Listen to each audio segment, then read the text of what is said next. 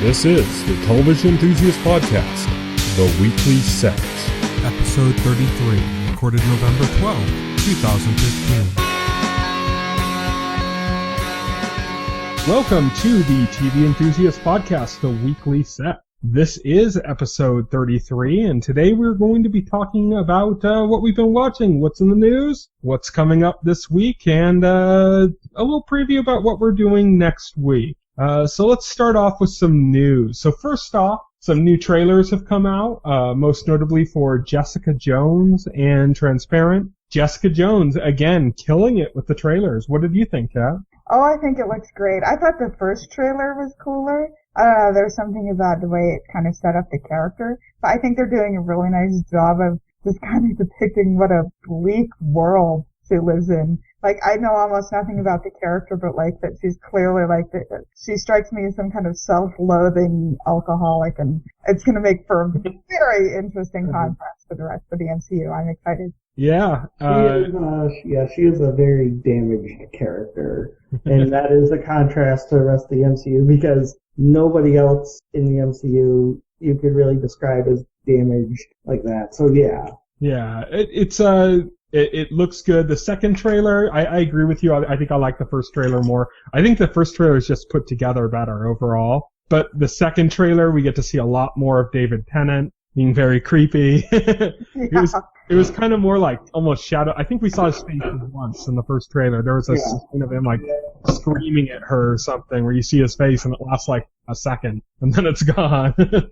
This, we see a lot more of him. We see him kind of nonchalantly telling people to kill themselves, and every time I hear him speak, I just go, oh, this is going to be so traumatizing. The evil doctor. So well, after just fervently watching 10's era multiple times over again. Yeah, so it's going to be interesting. Yeah, I think it's going to be great, though. That's good. And then Transparent had a trailer. I don't think it was any actual footage from the show. If it was like a whole scene, but I don't think it was. It was basically, I don't know if you guys know about Transparent, but it's about a transgendered father of this family, and they're like getting a family photo taken, and they're like all having trouble getting everybody at the right point to smile and everything, and they finally are just about to get it, and then like the photographer calls Moira, the transgender character, sir, and he's just like, this is done, I'm out. Did he just call me sir? Right? Yes. It's a really funny show. I think you'd like it. It's funny, but it's kind of more dramatic at the same time, and Timbre like knocks it out of the park. But yeah, I'm excited about that. That's coming in December 4th, I believe. Same day that A Very Murray Christmas is coming out. Either of you gonna watch that? The Bill Murray Christmas special? Oh, the Bill Murray Christmas special. I know they're probably gonna just draw gas, but I'm not the biggest Bill Murray fan. No. The man is a national treasure. No, I don't care. I just like the idea of what they're doing with it, and look at the guest stars on it. It's all like people from shows I love and stuff. So I'm excited about that. I don't think I'm so much a Bill Murray fan as I just happen to have like Bill Murray films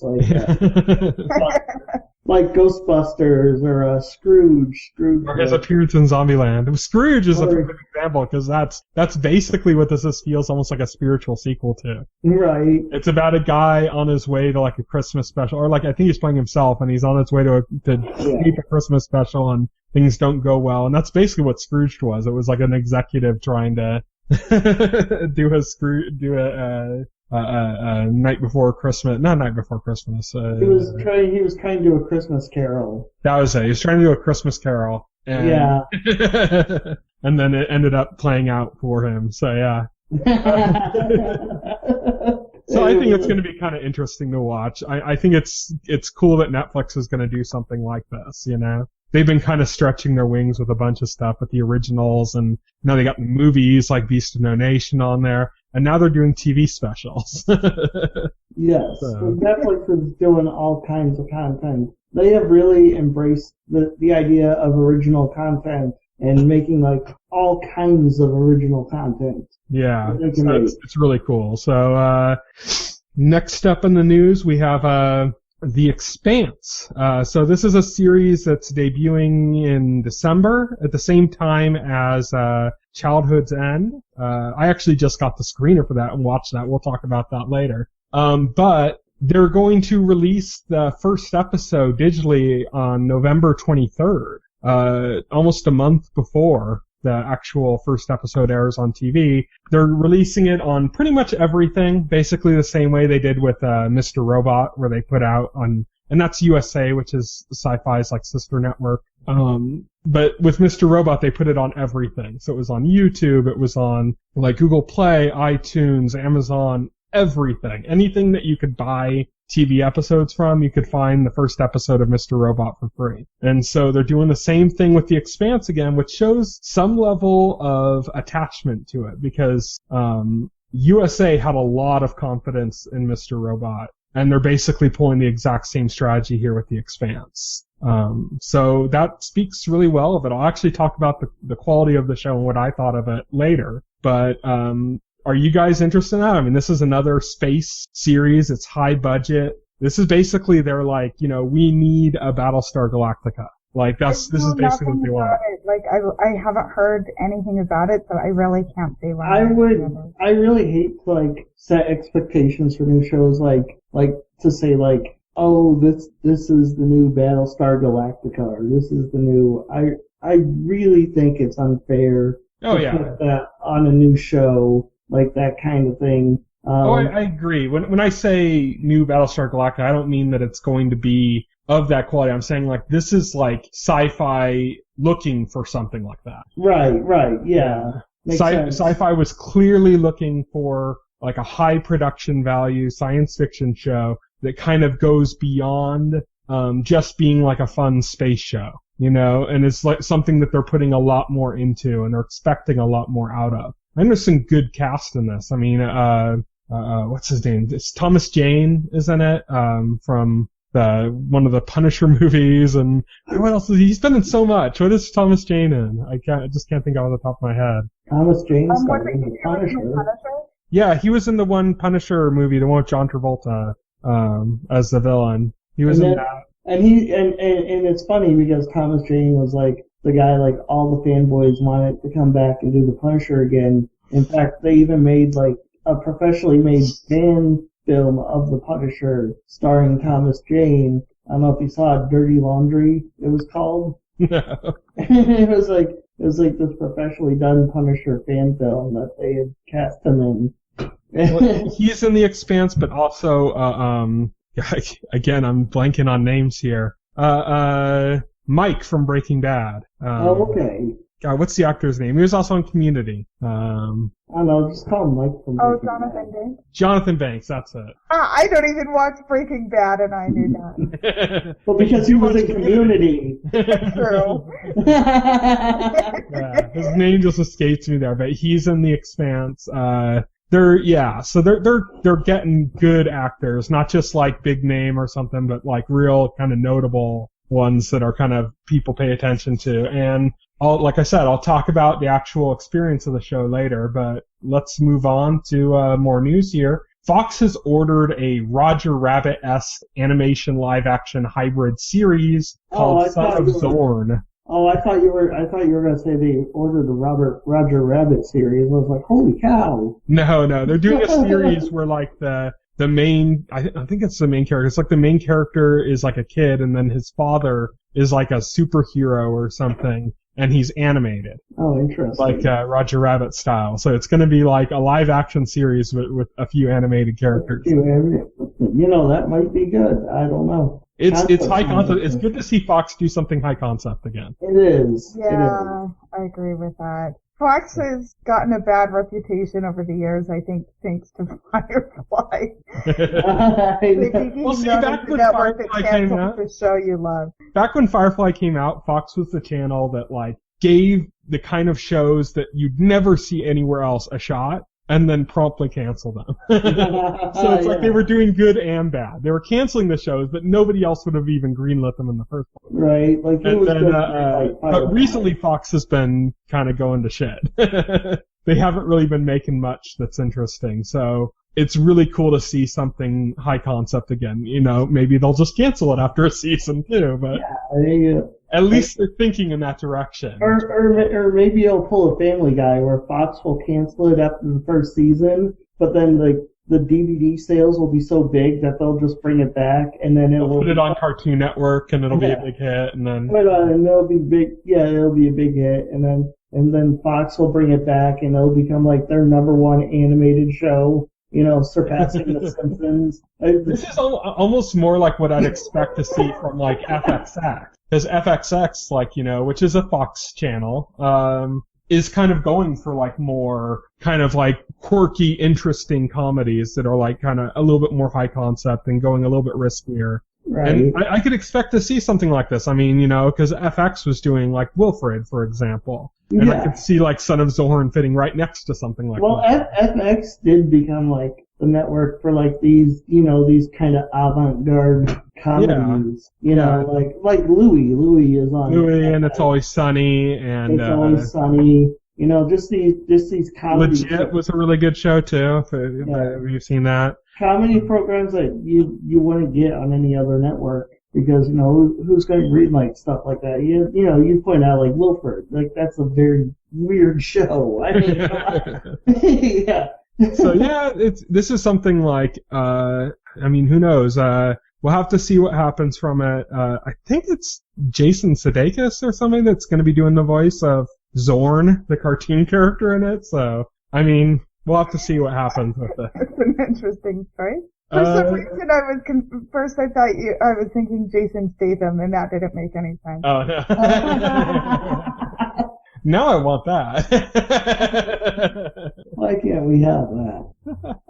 So, here's a big story. This is an actor that I really love, so I'm glad to see him working again and something really high profile because I don't think he's been doing too well recently with his roles, but Jeffrey Dean Morgan has been cast in The Walking Dead, playing a very iconic villain. I think it's still around in the comic books. I don't want to hear this because I've heard like it's. Well, I'm not going to go into details about the character. Yeah, I heard like just knowing who the character is like a major spoiler. And I'm not even caught up, so I'm like, okay, I want to avoid this. No, this is somebody that's never been referenced on the show. So knowing the character's name or something like that isn't going to do anything. I was worried like this guy was like suddenly a name that has come up in like the last. No, this is somebody that's never been mentioned, but he's a huge figure in the comic books. Oh, he's okay. So unless you're reading the comic books, in which case that would be spoiled for you anyways. Who's playing him wouldn't really matter for a spoiler. Because I just read some comments that were like that. You know, some comments where people were saying, "Oh, I just found out who Jeffrey Dean Morgan's playing." Well, what they probably did is they probably read what the character's done. Yeah. And I'm not going to say that because that's spoiler material. But Jeffrey Dean Morgan, who played John Winchester in Supernatural. So John Winchester. Which is funny to me because he was in like 3 episodes of the show. Yeah. Not that he isn't worth remembering in that role. It's always fun to remember how little he was on the show. He was also one of the great characters on Grey's Anatomy before that show turned to crap. Well, yeah, they did horrible things. Actually, Tyson, when I read Jeffrey Dean Morgan was coming to The Walking Dead and he was playing a recognizable character, like an infamous character, I literally thought in my little headcanon that he was playing John Winchester on Walking Dead. And that's why it's a big spoiler. The character he's playing, I'll say his name because it's not a spoiler if you don't read the comics or anything. And if you do read the comics, then there is no spoiler. You've already been spoiled. I don't think I've read that. Yeah, I haven't read that. He plays a character named Negan. And that's kind of all that's known. He's a really well-known villain in the series. He's one of the huge villains like the Governor. That's like, okay, this is like a big deal, like, be around for a couple seasons. Okay, yeah, I've heard of that character, like, when I was reading discussions about The Walking Dead. Like, people would, like, speculate about this character showing up. And like stuff, I don't know what he does, I do. I won't say it. I know, but I know he's supposed to be like worse than the Governor, like more sadistic and worse than the Governor. So I won't talk about what he does and stuff, but it's cool that they have such a good, charismatic actor playing the character. Yeah, I think it's going to be. Yeah, it'd be great to see him play like a really vile, villainous character. They also, I mean, the villainous, Negan is a charismatic character in the comics as well. So even though he is really vile and stuff, he's also very charismatic. So it's going to be really cool to see Jeffrey Dean Morgan in a role like that. Most of all, I'm just excited that he's going to be doing something that people actually watch, because it's been a while for him. If you watch Watchmen, you'll know that Jeffrey Dean Morgan also played like a comedian. Yes. Yeah, he played a vile, charismatic character in that movie too. Of course, a vile, charismatic character who is like dead at the beginning of the movie. Yeah, so he's been in a lot of good stuff. So he just hasn't done too much great recently. It's one of those things where every time I see him, I'm like, oh, they need to bring him back on Supernatural at some point, but they never do. And it's like, I want to see him do something good again. So this will be really fun to see him in. So I'm really looking forward to that. I think it's the thing I'm most excited about for this whole season of The Walking Dead, is just seeing. He's supposed to show up, I think, at the very end of the season. Oh, okay. Like, it's just kind of like, okay, this is what's coming, Well, okay, this is what we're doing next season. Yeah, I don't know if that's actually the case, because people always get confused. Kind of like how season 2 ended with a tease of Michonne in the prison. Yeah, kind of like that, or like maybe even a debut, like the way. Well, you're not caught up on last season, so I won't say. No. But they had a character show up that, we'd already seen before, but show up again right at the end as kind of like, oh, okay, he's here now, or something, and it's just like a real quick thing, but I don't know if it's actually going to be next season, or if it's going to be like mid-season, because people always mess that up when they're reporting on The Walking Dead. Because they break the season into 2 parts, and they always run each part like it's its own season, pretty much. So I don't know if we're gonna get to this mid-season and we're already gonna see him, and then he's gonna be a big part of the actual mid-season. Well, have they? Because I would guess that it would be. There's no way they're already thinking about next. So. We'll have to see. I don't know. Maybe I'm wrong, but what do I know? I don't know otherwise. I'm just really excited to see him. Walking Dead's actually been really good this season. That's one of those shows that fluctuates wildly in quality.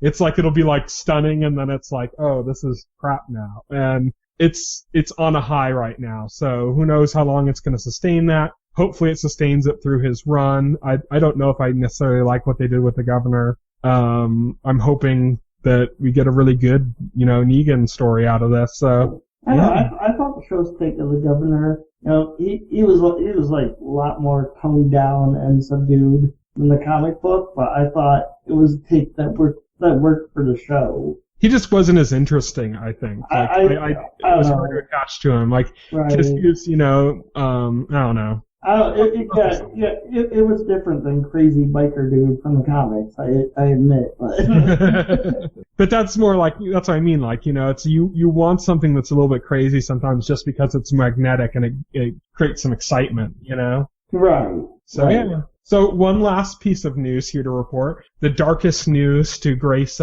television in quite a long time, I believe. Stephenie Meyer, the author of Twilight, is planning to ruin television forever by working on a show called The Rook for Hulu. Now, there's speculation as this might be based on. There's a book called The Rook that she did not write. That she might be involved in that. If so, then I feel sorry for the author of The Rook.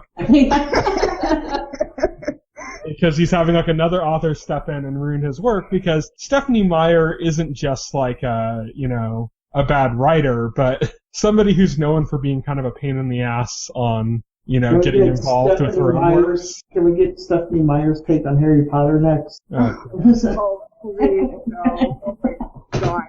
I don't want her take on anything, so yeah. My favorite part of that article is where they claim that she is going to create the show has a strong female protagonist, and my response to that is Bella Swan is the single worst female lead in anything, anywhere, ever for 150 years. Bella Swan is a horrendous. The only thing possibly worse. What the hell does Stephenie Meyer know about It's female protagonist.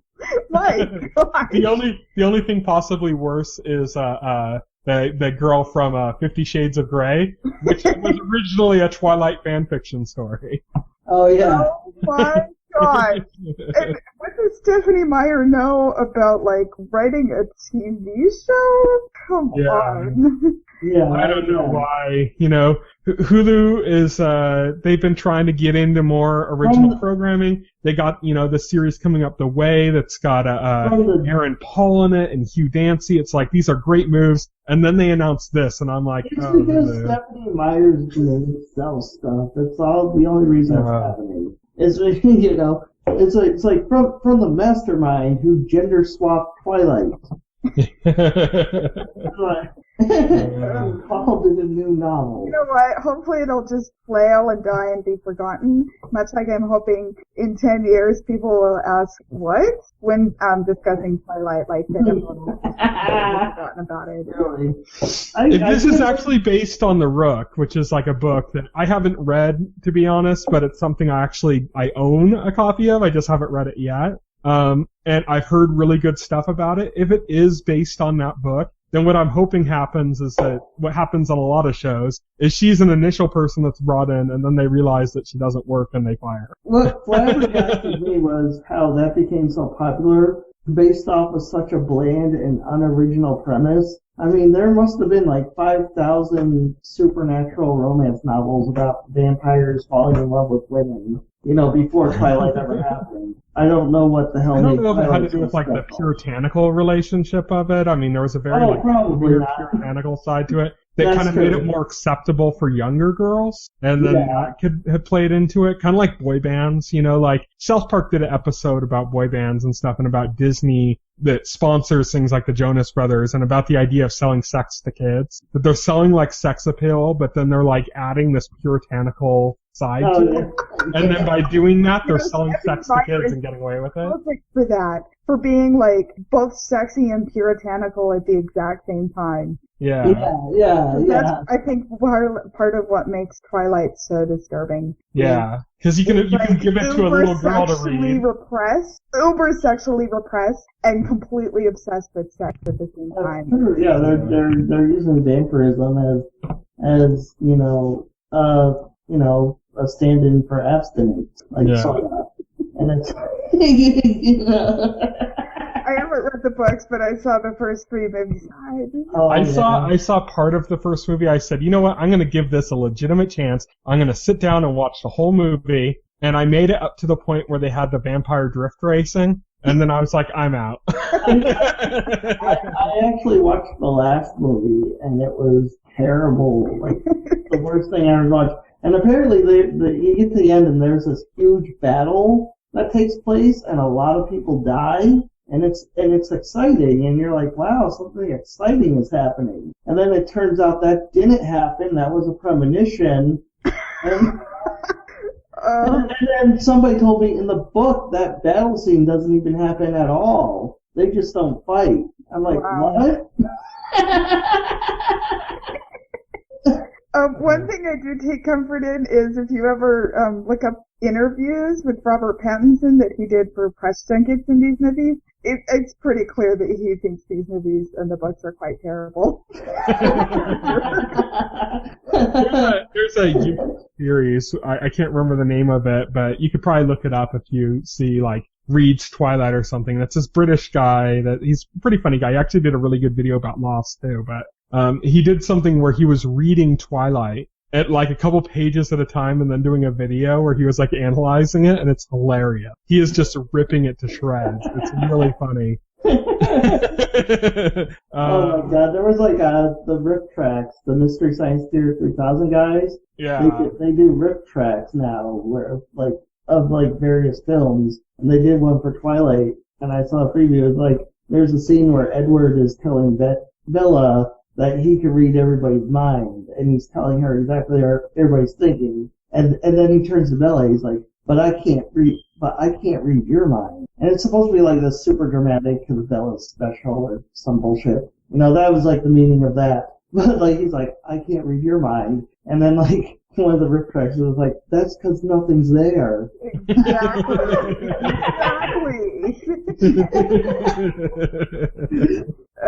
So basically, the Stephenie Meyer TV series promises to be horrifying and offensive on multiple levels. Yeah, we'll have to see how horrifying it is when it comes out, if it comes out. If this is based on The Rook, then I feel really bad for that author. I do too. It's like Stephenie Meyer is not satisfied with just putting out bad books herself. She wants to take other people's work and ruin them. Yeah. One day she'll take over the world. So let's get on to the next segment of the show where we talk about what we've been watching in the past week. Now, this is where we're going to have Kat being a little silent here because she didn't get a chance to watch much of what we're going to be talking about here. But we're going to kind of get through some of this pretty quickly, and some of it we might take some time on, and Kat might be able to contribute just on the sheer, pop culture level relevance of some of, what the shows represent. Should have got on that new Aziz Ansari show. It's got like a 95 Metacritic or something. It's good. Yeah, I have read glowing reviews of it. It's good. Yeah, it seems really great. I think I'm still feeling a little bit like I have so much on my plate right now. Yeah. It'll probably be something I tried in the future. Yeah. So let's kick this off with Crazy Ex-Girlfriend. Now, this is a show that Will had mentioned on here before.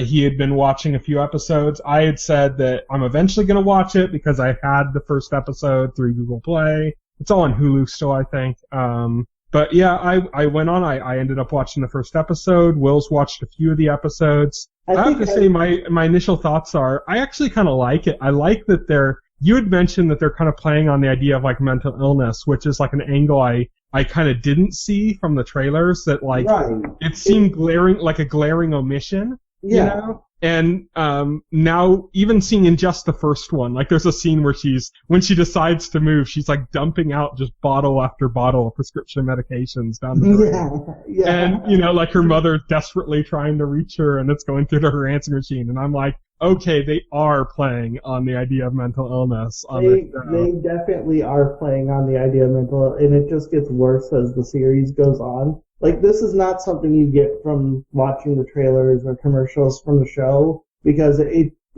marketing makes it seem like it's called Crazy Ex-Girlfriend because it's cute, because she's obsessed with this guy. Well, they make it seem like it's kind of something that would be really, I've always said, this is a premise that would be insanely creepy if it was a male main character. Right.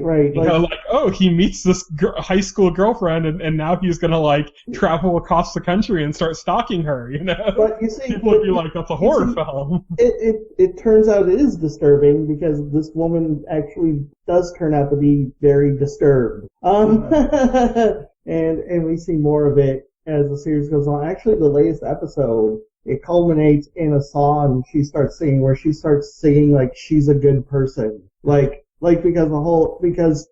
one of the characters tells her she's a really horrible person. And so then she spends the entire episode going out of her way to these really outlandish lengths to do favors for people just to prove to this one character told her that she was horrible, that she was a good person. Well, that's the thing is, where I am in the series right now, I think I mostly feel bad for her, for having, you say that you end up, as you watch going oh, she is a horrible person, but right where I'm at, it's you kind of feel bad for her in her situation because you can see kind of the pressures of life and the pressure her mom put on her, all these things, basically how unfulfilled everything was in her life and how she was never happy. And it's you're oh, okay, they're actually playing on real themes of mental illness. They are. And really getting deep into that and kind of painting this kind of tragic picture of this character. And it seems like it's going kind of more into but just because she's a tragic character doesn't mean she's, somebody you can root for, stand behind what she's doing. Right. So I'm actually looking forward to more of it on that premise. Did you have anything else you wanted to say about it? I'd say it's really funny.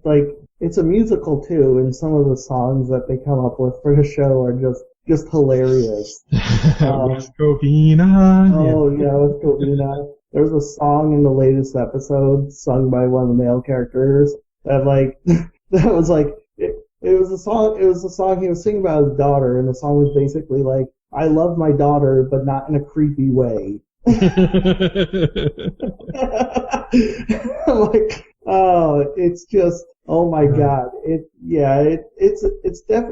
definitely a good show. It's definitely one of the most experimental and unique shows on a network this fall. Like the fact that the show is even on the CW is mind blowing, because this show is not full of beautiful people. It's full of normal looking people. And that's not normal. Yeah, that's not normal for a CW. Yeah, hot young waifs, and yeah. Yeah, hot young waifs. Well, let's move on from that. I'm going to watch more, and I'll get back to you Definitely, when I think of that, and we'll talk as the season progresses. So let's move on to The Grinder. Now, this is something that Kat did watch. So I watched the first episode way back when it first premiered. So did Will. I think we both dropped out. We're both like, It was, you know. Yeah, because it was okay. It was decent, but it wasn't not great. There wasn't anything there that Really? Oh, Yeah. I completely disagree. Oh, okay, You so you loved it. the first episode, though, or because you've seen the first three, and I don't know my I time of the didn't second really episode. pull that up for the first episode. I think what intrigued me, because I was reading some positive reviews of it, and that's what encouraged me to try it, is I think what I'm fascinated by is everything about Rob Lowe's character and what he represents. And I think maybe it's partly because I'm really fascinated by a lot of the ideas that it's tackling. But I mean, what they're basically addressing is, first of all, the seeming inability for a number of actors to discriminate between reality and the fantasy of these worlds that they're living in. That, like, he thinks because he's been a lawyer on television that he actually has experience as a lawyer. Right. He thinks he actually is this character. He does not act and behave as a human being named Dean. I don't remember the last name. He acts and behaves as though he is the fictional character because he believes he's the fictional character. That is some interesting deconstruction of Hollywood psyche right there. Second of all, it's that so many people around him go along with it. And I think what it really is kind of diving into is this notion that even we as people who absorb television and film, we are having a hard time seeing the lines between fantasy and reality, and we are treating the actors as though they are actually the characters themselves. Yeah. And to me, that is utterly fascinating. I think this show is tackling it in a really interesting way. And on top of that, it's really funny. Like, Rob Lowe sells the character so well. He is so funny. I think it's in the premiere. There's a moment where his brother comes home and Rob Lowe is waiting in the dark and he turns on the light, and it's just like a parent catching their child sneaking in late at night. And he tells this amazing story about how I was signing the hospital band to this mother for her daughter. And when I reached into my pocket, I found this super betraying note card you had accidentally left in there. And then he says the line, needless to say, that little girl did not get her autograph. really hard. I want to say Rob Lowe's character is amazing, and I think what he is doing and what he represents is utterly fascinating. I want to say I agree there. I thought Rob Lowe was fantastic. Rob Lowe was actually the reason to watch the show, actually. Yeah. I think the same way what Will's going to say is that it's just that Rob Lowe's good, but like everything around it, the window dressing didn't work for me. Yeah, that's the same. It was like a little too bland. I think Fred Savage is a little too milquetoast in the show. I think that's kind of the point, though, because they've addressed it, at least in this second episode, they addressed that head on. Okay. So I think I totally get what you're saying. I think for me, I feel like the show, if it's given time, will start to fill out those elements and not just solely rely on Rob Lowe and his character. Right, to like carry the entire show. What I really appreciated, because they addressed that really bluntly in the second episode, is it's this kind of continual meta postmodern idea of kind of deconstructing yourself as you go, that is very much like it's in the vein of like Community and of The Simpsons and other shows like that, but it's doing it in a really unique way. So that's my view on it. But if you're like, it just then Cat's Man, I have plenty else to watch right now, I get that too. I might check out some more. The first episode just didn't do enough for me. I was like, okay. I had some things I didn't hate it. There were just some things I liked about it, but most of it I was like, I'll move on to something else. Yeah. So yeah, maybe I'll check out some more. I mean, first episodes are very often hard to judge. I mean, I think I'll give it a chance. I mean, I had planned on watching more of it anyway. It's just was after the first episode, it just wasn't like on my must watch list. It was like kind of okay if I get around to it. Yeah. Yeah. I might hold off on it. It might be one of those series that's nice to pop in when I have nothing else, like during a bad summer or something, Once I finish, Once Upon a Time, it might take up the next slot after that.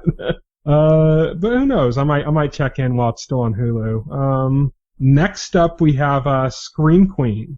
So are you up to date on Scream Queens, Will? Yes, I just watched the latest episode. So you got to see the cool, like, little Psycho reference, right? Yeah. What's really interesting about that is that's Jamie Lee Curtis's mom that was in Psycho, that was in that shower scene. So Jamie I Lee didn't know that in the original movie. That's Jamie Lee Curtis's mom. That's cool. Yeah. Yeah. So they did in Scream Queens. They redid that scene, or like kind of like they did the setup for the scene, but then. Like, Jamie Lee Curtis is just a badass in the show. Yeah, Jamie Lee Curtis, like, she gets in the shower, and the Red Devil comes in to kill her with the knife, just like Psycho. But when he opens the curtain, she's not in the shower anymore. She's actually behind him. She smashes his head against the wall of the shower, and she says, I've seen Psycho like 500 times.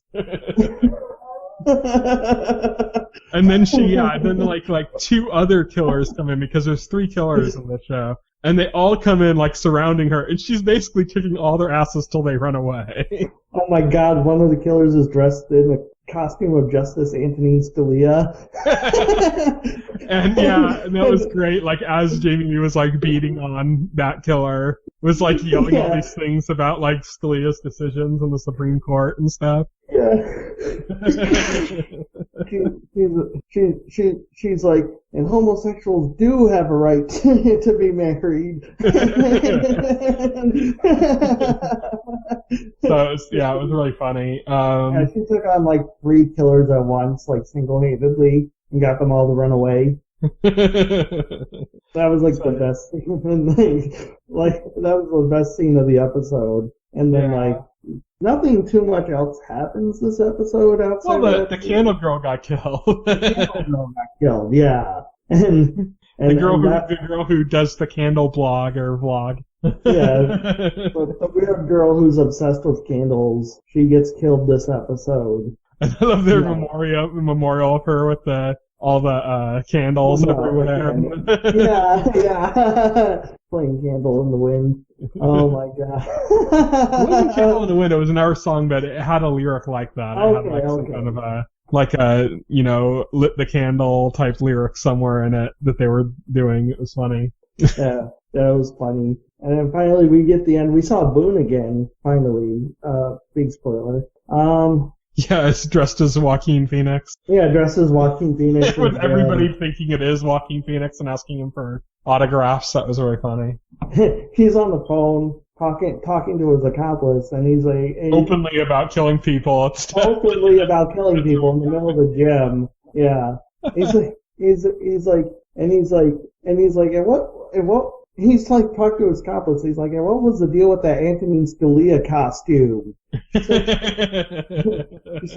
said she got it from the discount store or something. I'm tired. All my life is working out and killing people. Yeah, my whole life is working out and killing people. So Scream Queens continues to be a really funny show. We'll have to see kind of where it progresses from there. We got some information about the main character's mom, and Oh yeah, we found out that the main character was actually not the baby in the back. Well, as far as we know, as far as we know, they could still swerve on us, but yeah, they can still swerve on us with that, but it seems unlikely. Yeah. And that was another major plot point. Oh my God. when Chanel hired those detectives from Scotland Yard. So we came here because you said there was a threat against the princess of the you're like, well, there is. I'll kill her myself if. Yeah. She's like, well, there is a threat. I'll kill her myself if you don't prove that these two are the killers.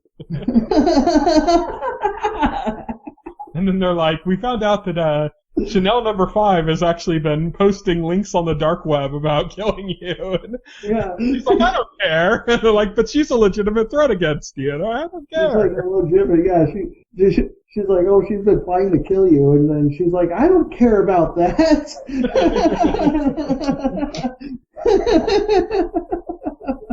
So yeah, Scream Queens continues to be just a really funny show. Standout of the season, I think. Yeah, standout season. Oh yeah, it's always hilarious. The stuff they come up with on a weekly basis is just amazing. So next up, I'm going to talk a little bit about Z Nation. Now, you guys don't watch it, but I wanted to bring it up because they've been doing some kind of interesting stuff recently. I mean, they just had a cameo from George R. R. Martin playing a zombie version of himself. Playing a zombie. Who has like muscle memory to autograph books. Oh yeah, he's autographed so many books. So they put a book in front of him and he just signs it like sloppily like a zombie.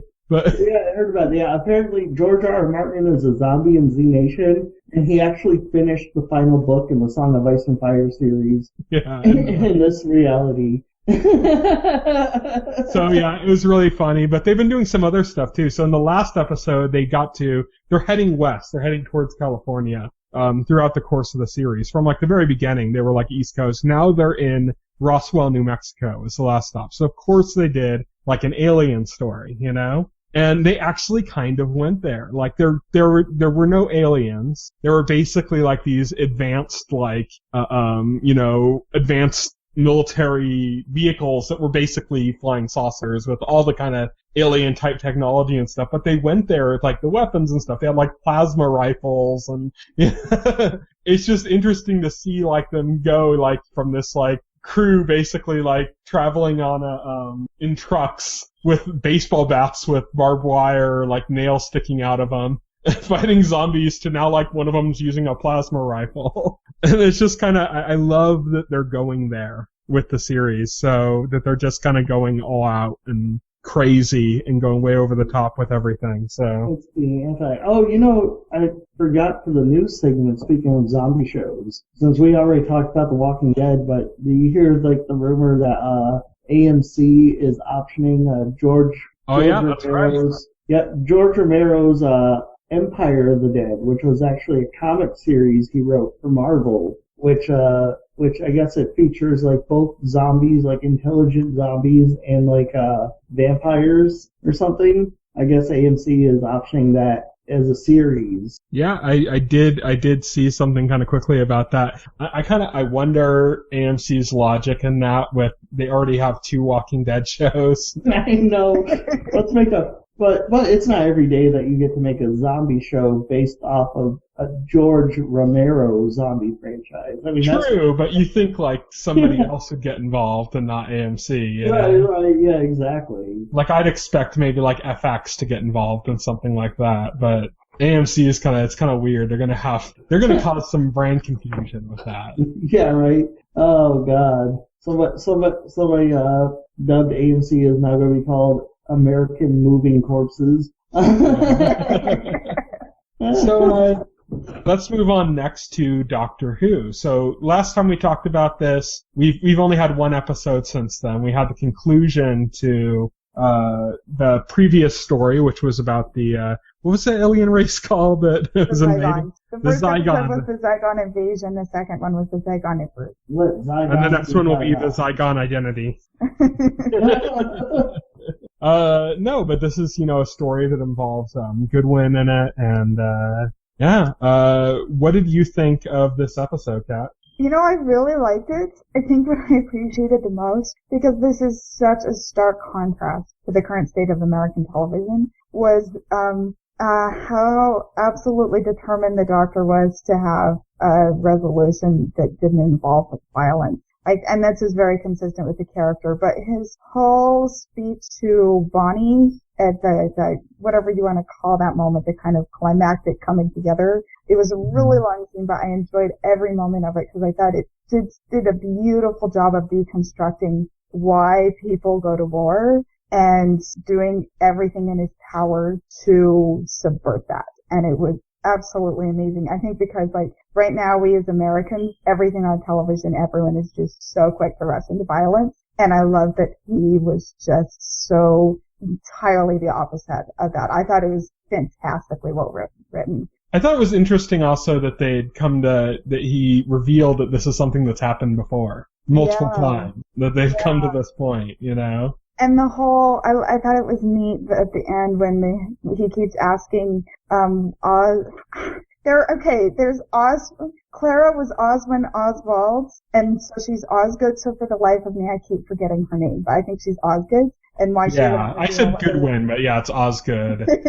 Whether she wouldn't reveal whether or not she was the Zygon, and she said, I won't until it doesn't matter. Also, he totally invited her onto the TARDIS, and she said, it's more than I want it more than anything in the world, but I can't. And my response to that was, well, we know that Clara's leaving soon. I really hope this means as soon as she does, the show contrives a way to have her come be a nice companion, because she totally should be. A companion who cosplays as Doctor.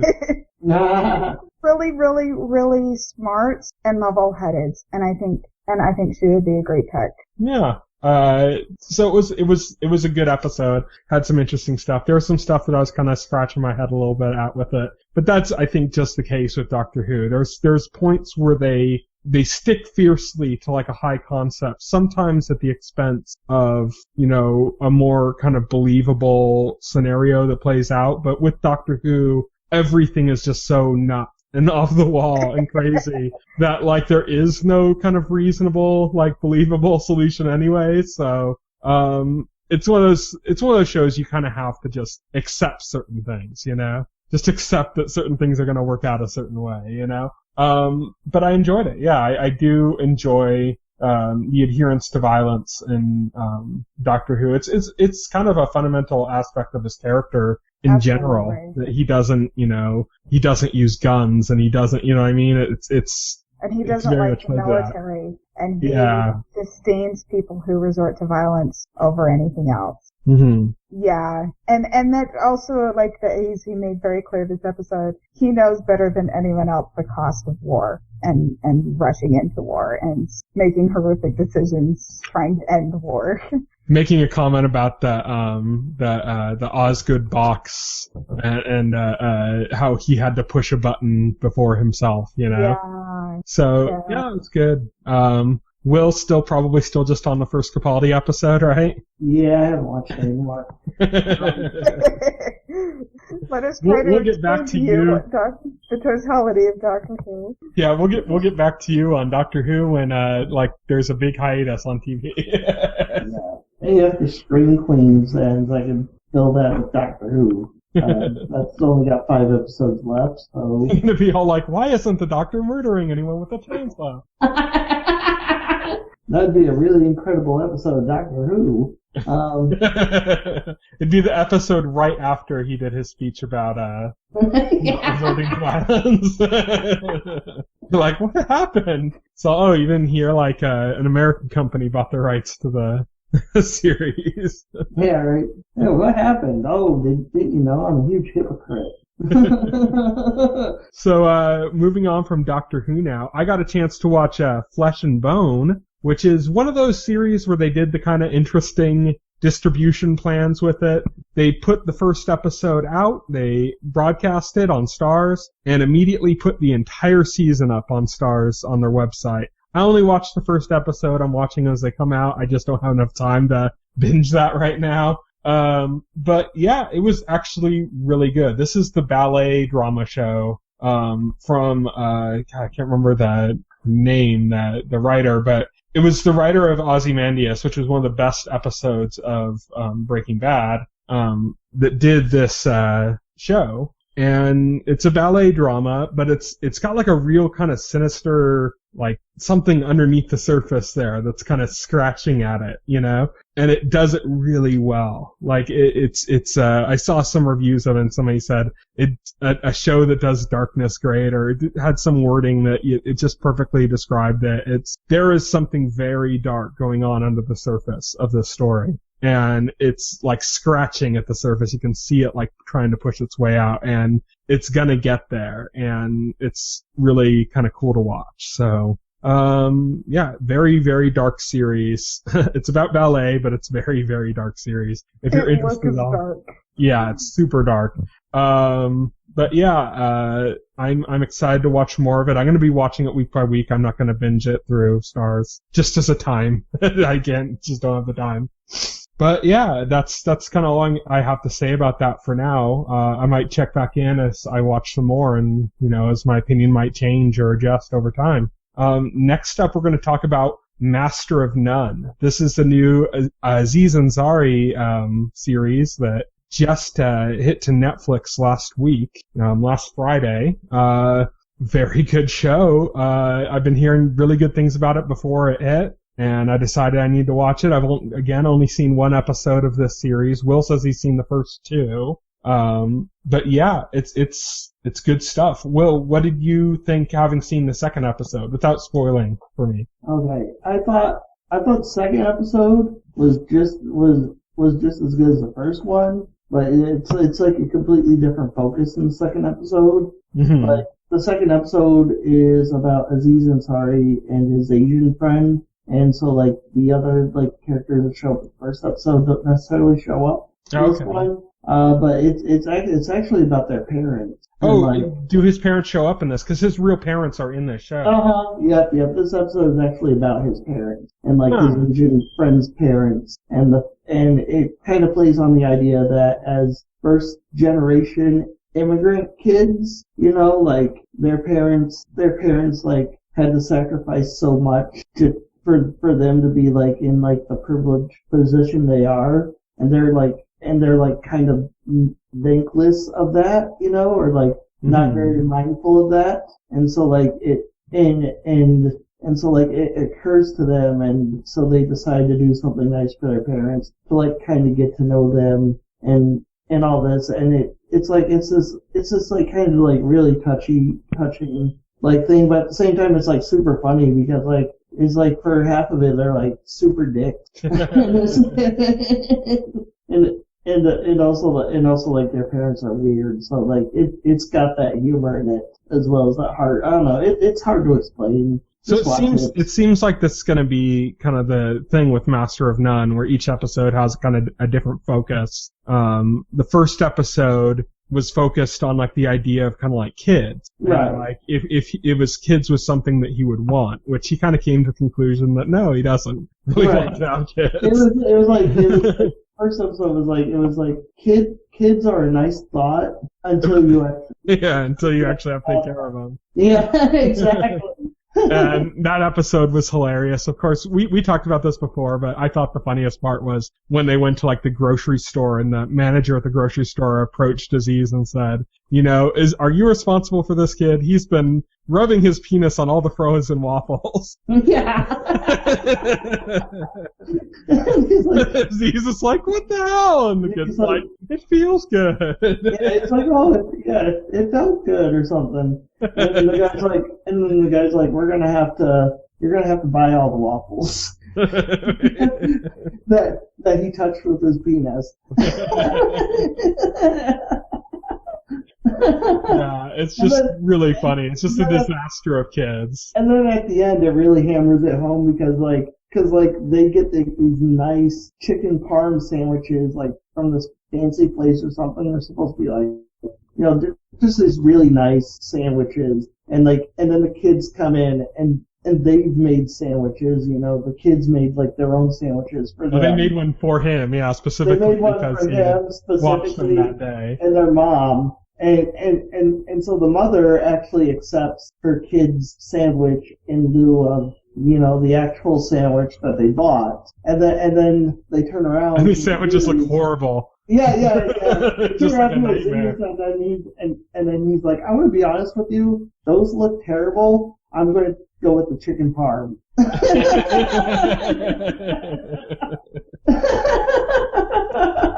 Yeah, it's a very, very funny show. So I'm excited to see more about it. I'm happy that we get to finally see his parents in the second episode. So I'm looking forward to that. I heard that his father's really funny in it. So his father is really funny in that episode. Yeah, definitely check it out. Hello, earlier in the podcast, I said I was going to talk about The Expanse, Sci-Fi's new science fiction series. I actually missed my opportunity to talk about it. I don't know what happened. I think my show notes got messed up and I just completely missed talking about it. I realized while editing that I had missed talking about it, so now I will talk about it. The Expanse is actually quite interesting. The one issue I might have with it is that it's hard to tell what's going on. There's so much established in the world. That's kind of a good thing in a way, though, because as you watch it, you realize that there's going to be a lot for you to learn through the course of it, and it doesn't dumb things down for you. So I actually kind of enjoyed that. One of the things I really liked about the series is that you're seeing it from different perspectives. There's a war going on or a potential war going on between Earth and Mars, and there's this group called the Belters that are kind of in not such a great situation as far as the way they're treated by everybody else. It's interesting that the way they present the Belters is kind of almost inhuman. They have deformities, and they look kind of sickly and thin. There's one point where you see one kind of hanging by his arms, and they look like soft, like there's no joints. It's really kind of interesting the way they present it. So,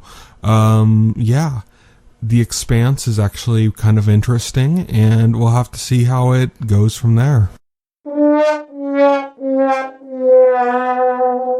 So, let's move on. That's the last of what we're talking about as far as what we watched this week. Now we're going to be talking about what is coming up next week. Now, we only got 2 shows that we're talking about that are coming up next week. By the time this podcast is available, there will be a new show available on Netflix. This is something that Will is, peeing himself. He's so excited for. This is with Bob and David. Oh my God, yes. If you've never seen Mr. Show, go and watch that. That is an amazing show. Mr. Show is a sketch comedy series on HBO, and this is basically a direct continuation of that on Netflix. Pretty much. It's got all the same actors from Mr. Show. Like, everybody returned. David Cross and Bob Odenkirk, most notably.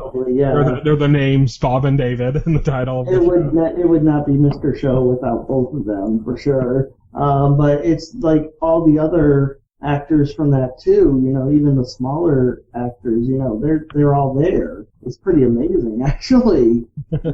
So I've actually, I only watched little bits and pieces here and there of Mr. Show. From, they have released 2 sketches from the new series, the Netflix series. Did you get a chance to watch those, Will? I watched the one. I didn't even know there was a second one released. I watched Resolution. What I've been hearing is that this is straight up Mr. Show. Like, they nailed it. It's like it never went away. Right. Yeah, it pretty much is. It's pretty much like it never went away. And, if you've never seen any of it, just go watch it. It's some of the most brilliant sketch comedy, And there's a lot of it, because this is Netflix, and they dump it all at once. Yeah, they're gonna dump this all at once, which is interesting, because I don't know if, having all that accessible at once is, that's kind of, So, besides that, on Sunday, November 15th, this Sunday, AMC is bringing Into the Badlands. Now, this is it's like a martial arts type show. I forget the name of the guy involved in it, but it's the stunt choreographer who's famous for The Matrix and Crouching Tiger, Hidden Dragon. His name's Wo Ping.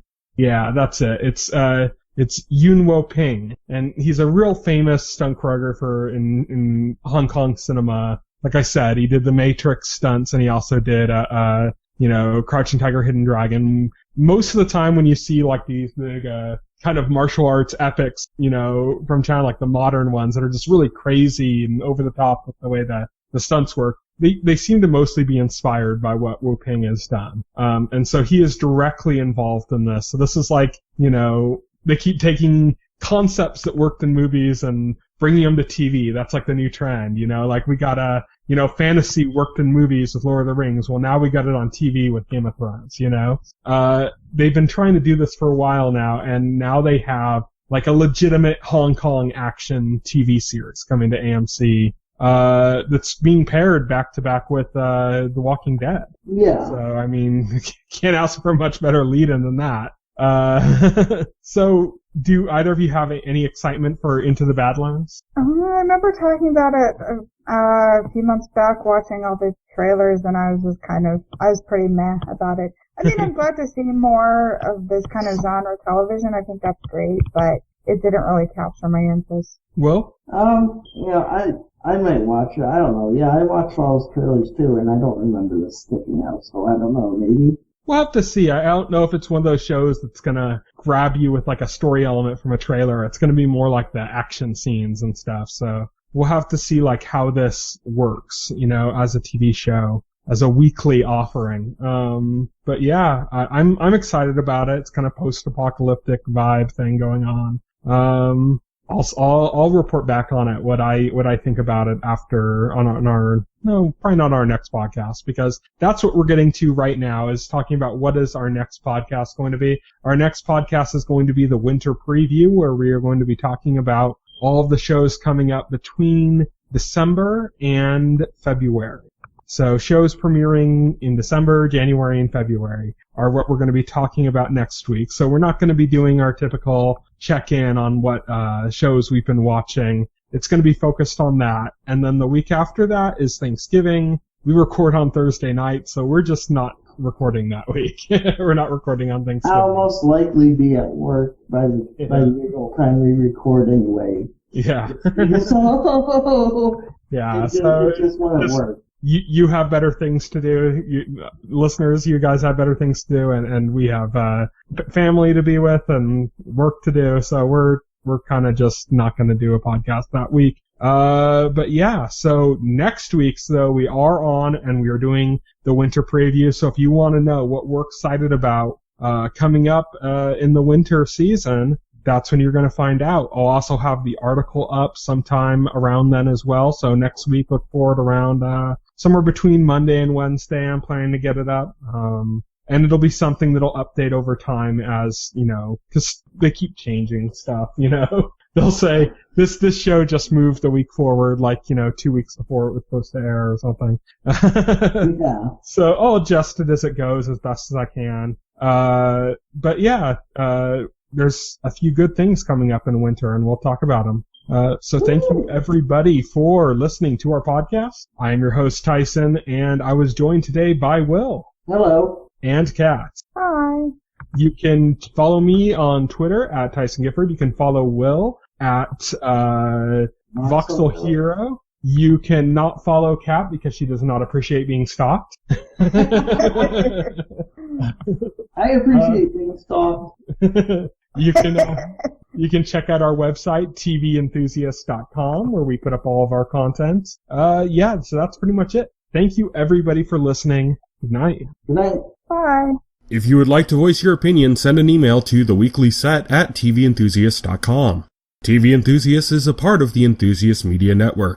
Stay tuned to TV Enthusiast and the Weekly Set podcast for more coverage of